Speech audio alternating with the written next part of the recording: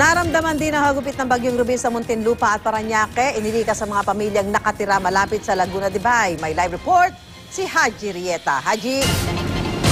Yes, Susan, pasado alas 12 nga ng hating gabi nang maramdaman natin itong malakas na buhos ng ulan, partikular sa may Parañaque at ilang lugar sa Muntinlupa. At hindi nga bababa ng 200 pamilya ang inilikas mula naman sa mga coastal area sa Muntinlupa at inilipat nga sa Muntinlupa Elementary School na sila nga ay nakatira sa may coastal area, partikular na ang Laguna Lake. Narito ang ulan.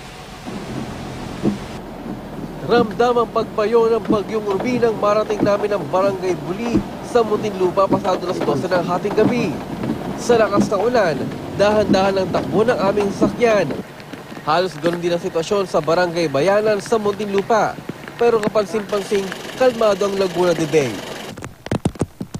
Kalmado naman at mababa pa ang tubig sa may bahaging iyan ng Laguna de Bay. At kung mapapansin nyo, maraming mga bangka ngayon ang nandito sa mas mataas na bahagi ito ng lugar dito naman sa Muntinlupa.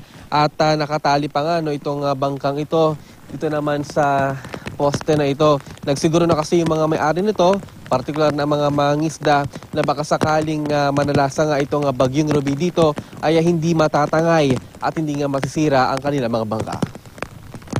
Mahigit 200 pamilyang inilikas mula sa barangay poblasyon na pansamantalang nananatili ngayon sa Muntinlupa Elementary School. Karamihan sa mga residente kusa ng lumikas gaya ni Analisa Noylan kasamang 4 na anak. Pero bukod sa kanyang pamilya, nangangamba rin daw sa Analisa sa mga kaanak sa Magallanes na Sorsogon na hanggang sa ngayon ay hindi pa rin nakakausap. Baka sakali mapanood nila ito. Anong gusto niyong sabihin sa kanya? Ano po, wag po sila mag-alala sa amin kasi maayos naman kami dito sa evacuation. Sana sila po sa mabuti rin kalagayan, walang madisgrasya po.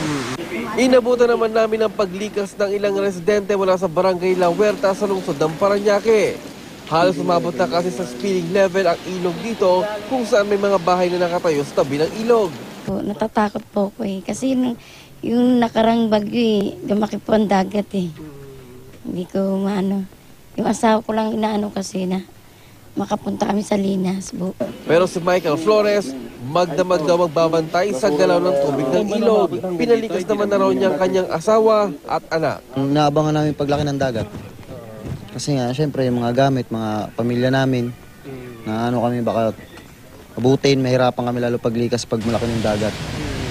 Yung asawa niyo ba, anak ko, nasa nakalikas na? Nakalikas na.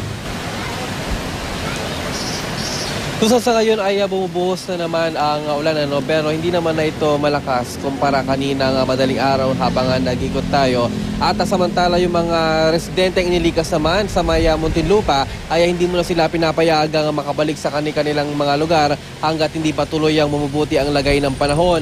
At kanina nga ay binigyan naman na sila ng mga pagkain mula naman sa lokal na pamahalaan. Susan? Maraming salamat, Haji Rieta.